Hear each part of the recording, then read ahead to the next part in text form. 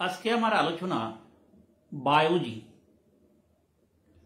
জীবনের উৎপত্তি সম্পর্কে হ্যালডেন ওপারিন তত্ত্বের দ্বিতীয় পর্যায় বা সর্বশেষ পর্যায়, যে পর্যায়ে প্রোটোবায়ন থেকে আমরা আগের পর্যায়ে দেখেছি যে জটিল জৈব যৌগ বা প্রোটোবায়ন সৃষ্টি হয়েছে, যে প্রক্রিয়ায় প্রোটোবায়ন থেকে ইউক্যারিওটিক জীবের সৃষ্টি হয়, যা কতকগুলি ক্রমিক ও ধারাবাহিক পরিবর্তনের মাধ্যমে সংঘটিত হয়, তাকে বলা হয় বায়োজি। সমুদ্রের জলে প্রায় 370 কোটি বছর আগে এই বায়োজেনি ঘটেছিল বলে অনুমান করা হয়।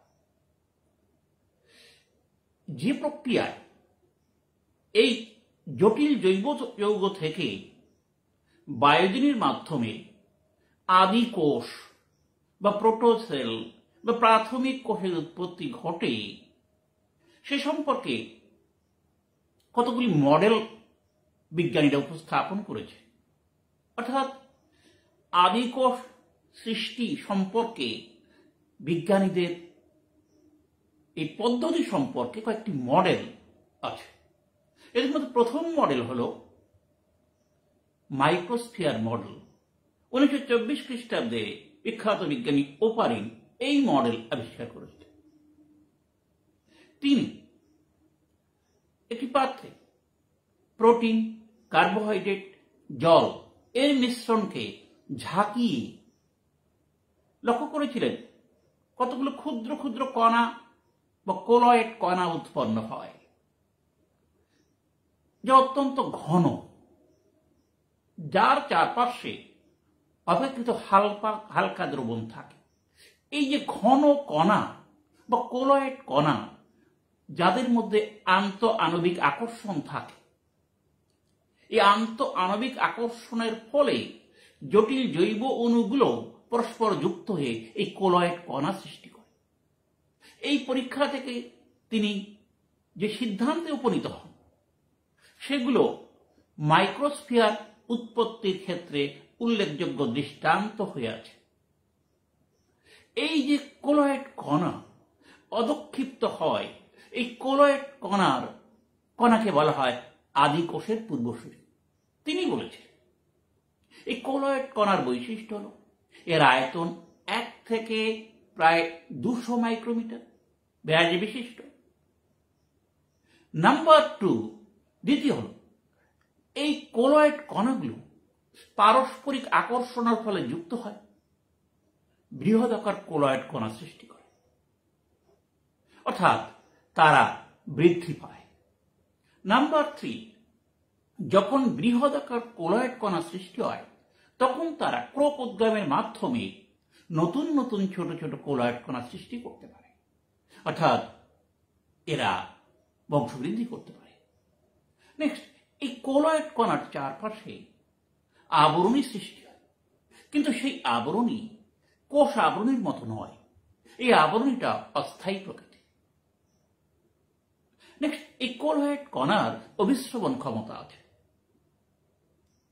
নেক্সট, এই কোলয়েড কণাগুলোর ভেতরে কতগুলো জটিল গঠন, জটিল কার্যক্রম পরিচালিত হয়।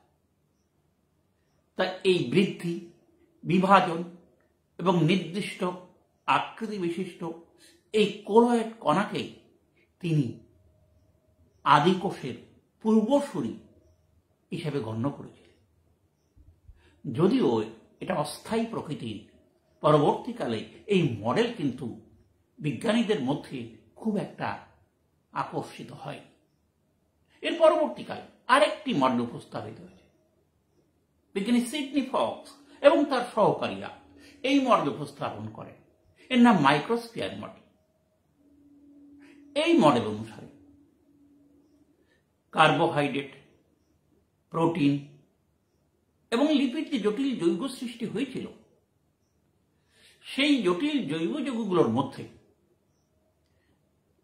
প্রায় 18 রকমের অ্যামাইনো অ্যাসিডগুলো অত্যন্ত উত্তাপে, অর্থাৎ 160 থেকে 200 ডিগ্রি সেন্টিগ্রেড তাপমাত্রায় উত্তপ্ত করে তিনি প্রোটিনয়েড নামক থার্মাল প্রোটিন তৈরি করতে সক্ষম হয়েছে। এই থার্মাল প্রোটিনগুলো ফুটন্ত জলে এবং পরবর্তীকালে ঠান্ডা করলে 1 থেকে 2 মাইক্রোমিটার ব্যাস বিশিষ্ট যে ক্ষুদ্র ক্ষুদ্র কণাগুলো সৃষ্টি হয় তাকেই তিনি মাইক্রোস্ফিয়ার বলেন, এবং এই মাইক্রোস্ফিয়ারকে আদিকোষের পূর্বসূরি রূপে গণ্য করেছে। এর কতগুলো বৈশিষ্ট্য আছে। এর চারপাশে কোষ পর্দার মতো দ্বিস্তরী পর্দা থাকে, যা লিপিড এবং প্রোটিন নির্মিত। এই কণার বৃদ্ধি পায় এবং এই কণাও কিন্তু বিভাজিত হয়ে নতুন এই একই রকমের কণা সৃষ্টি করতে পারে, অর্থাৎ বৃদ্ধি এবং বিভাজন ক্ষমতা। আবার এই কণাগুলো এটিপি সহযোগে এর চলন ক্ষমতা প্রাপ্ত হয়, অর্থাৎ এটিপি শক্তির সাহায্যে চলতে পারে। নেক্সট, এই কণাগুলির মধ্যে উৎসেচকীয় কার্যপদ্ধতি দেখা যায়। আবার এই কণাগুলির অভিস্রবণ ক্ষমতা আছে। সুতরাং এই কণাগুলো আদিকোষের পূর্বসূরি হিসাবে তিনি গণ্য করেছিলেন। দেখা গেছে এই কণাগুলো আধুনিক কক্কাস ব্যাকটেরিয়ার মতো। এই কক্কাসগুলো যুক্ত হয়ে তৈরি করে স্ট্রেপ্টোকক্কাস নামক ব্যাকটেরিয়া। তা এই কণাকে তিনি জীবনের পূর্বসূরি হিসাবে বা আদি কোষের পূর্বসূরি হিসেবে গণ্য করেছে। এখন সে যাই হোক, এই মাইক্রোস্ফিয়ার এবং সিডনি ফক্সের মাইক্রোস্ফিয়ার, ওপারিনের যে কলয়েড কণা কোয়াজারবেট, এটা যে কোনোটাই আমরা যদি বলি জীবনের পূর্বসূরি, তাহলে তার পরবর্তী স্তর বায়োজিনির হলো যাকে বলা হয় প্রোটোবায়ন্ট সৃষ্টি। কি এই প্রোটোবায়ন্ট? প্র্যাকটিক্যালি এই মাইক্রোস্ফিয়ার বা কোয়াজারবেট নিউক্লিক অ্যাসিড সহযোগে তৈরি করে প্রোটোবায়ন্ট। এখানে উল্লেখ্য, এই প্রোটোবায়ন্টের মধ্যে নিউক্লিক অ্যাসিড যুক্ত হয়। কোন ধরনের নিউক্লিক অ্যাসিড? এটা একটা উল্লেখযোগ্য বিষয়। সাধারণত যে নিউক্লিক অ্যাসিড যুক্ত হয় তাকে বলা হয় রাইবোনিউক্লিক অ্যাসিড, বা যাকে বলা হয় নগ্নজিন, বা একে বলে আরএনএ ওয়ার্ক হাইপোথিসিস। বিজ্ঞানী আলেকজান্ডার রিস এর প্রবক্তা। কি বলা হয়েছে এখানে? এই যে মাইক্রোস্ফিয়ারের ভেতরে এই রাইবোনিউক্লিওটাইড যেটা আগে তৈরি হয়েছে কেমিক্যাল অরিজিনের সময়, তারা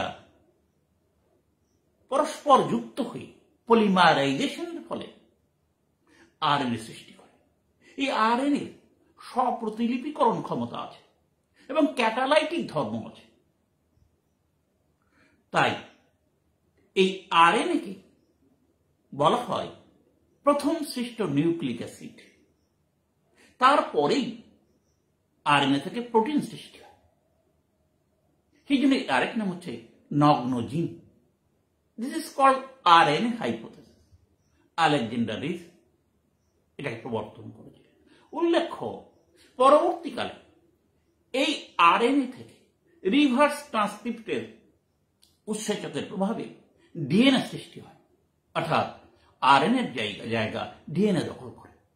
ডিএনএ তখন জেনেটিক মেটেরিয়াল হিসেবে গণ্য হয় এবং আরএনএ প্রোটিন সংশ্লেষে অংশগ্রহণ করে। এইভাবে এই নগ্নজিন বা আরএনএ থেকে ডিএনএ সৃষ্টি হয়, যা মাইক্রোস্ফিয়ারের অন্তর্ভুক্ত হয়ে প্রোটোবায়ন গঠন করে। এই প্রোটোবায়নের বৈশিষ্ট্য হল এর চারপাশে লিপিড প্রোটিন নির্মিত দ্বিস্তরীয় পর্দা থাকে। এর ভেতরে নিউক্লিক অ্যাসিড সৃষ্টি হয়।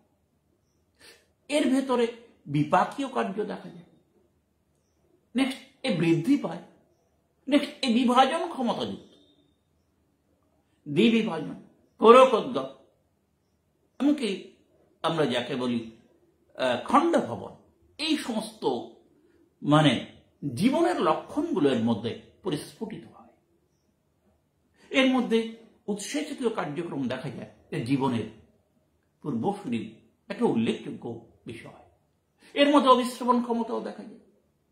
যাই হোক, এই প্রোটোবায়ন থেকেই আদি কোষ বা প্রোটোসেল উৎপন্ন হয়। অনেকেই এই প্রোটোসেল কে বলা হয় বলেন ইওবায়ন্ট, অর্থাৎ প্রোটোবায়ন থেকে ইওবায়ন সৃষ্টি হয়। বিবর্তনের ধারায় পর্দাবৃত প্রোটোবায়ন বৃদ্ধি বিভাজনের মাধ্যমে তৈরি করে ইওবায়ন্ট, অর্থাৎ এখানে কিন্তু আরএনএর পরিবর্তে ডিএনএ সৃষ্টি। এই ইওবায়ন্ট বা আদি সেল বা প্রাথমিক কোষ নামে পরিচিত। তাহলে আমরা আসলাম কি? তাহলে আমরা প্রথমত প্রোটোসেল বা আদি কোষ উৎপাদনের ক্ষেত্রে দেখলাম কোয়াজারবেট মডেল, দেখলাম মাইক্রোস্ফিয়ার মডেল, তারপরে দেখলাম প্রোটোবায়ন, তারপরে দেখলাম আদি কোষ বা ইওবায়ন্ট।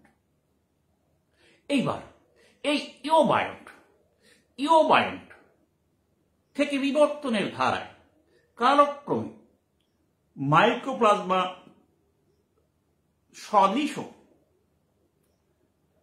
প্রোক্যারিওটিক নিউক্লিয়াসে যুক্ত মনেরা গোষ্ঠীভুক্ত ব্যাকটেরিয়া সায়ানোব্যাক্টেরিয়ার আবির্ভাব ঘটে, যে স্টেজকে বলা হয় প্রোক্যারিওটিক কোষ সৃষ্টি।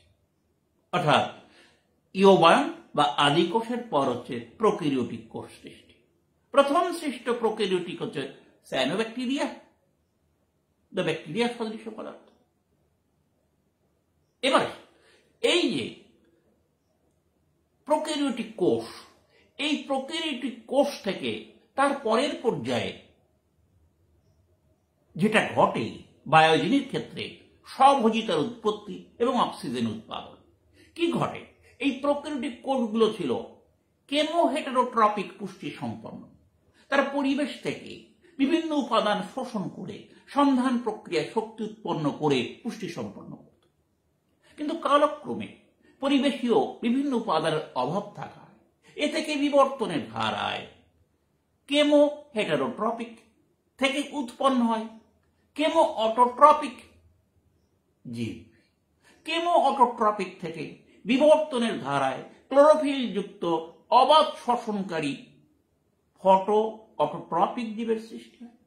তার থেকে বিবর্তনের ধারায় তৈরি হয় ক্লোরোফিল যুক্ত সবাধ শোষণকারী ফটো অটোট্রপিক জীব, এবং সঙ্গে সঙ্গে অক্সিজেন উৎপন্ন হয়, কারণ ক্লোরোফিলের সাহায্যে তারা সালোক সংশ্লেষ করতে পারে। সুতরাং অক্সিজেন উৎপন্ন হওয়ার সঙ্গে সঙ্গেই পরিবেশ জারকীয় রূপ ধারণ করে এবং অক্সিজেন থেকে ওজোন গ্যাস সৃষ্টি হয়। মহাকাশ ভেদ করে অতিবেগুনি রশ্মি আর পৃথিবীতে আসতে পারত না, ফলে জীব বসবাসের উপযুক্ত অবস্থা সৃষ্টি হয় এবং এই প্রোক্যারিওটিক কোষ থেকে বিবর্তনের ধারায় আধুনিক ইউক্যারিওটিক কোষের উৎপত্তি হয়। এই প্রোক্যারিওটিক থেকে ইউক্যারিওটিক জীব উৎপন্ন হতে প্রায় 150 কোটি বছর লেগেছিল বলে অনুমান করা। এই ইউক্যারিওটিক জীব থেকে কালক্রমে বিবর্তনের ধারায় বহুকোষী জীব অর্থাৎ উদ্ভিদ প্রাণীর আবির্ভাব ঘটে। এই হল হ্যালডেন-ওপারিন তত্ত্বের দ্বিতীয় পার্ট, যাকে বলা হয় বায়োলজি। শেষ করছি, ভালো থাকবেন।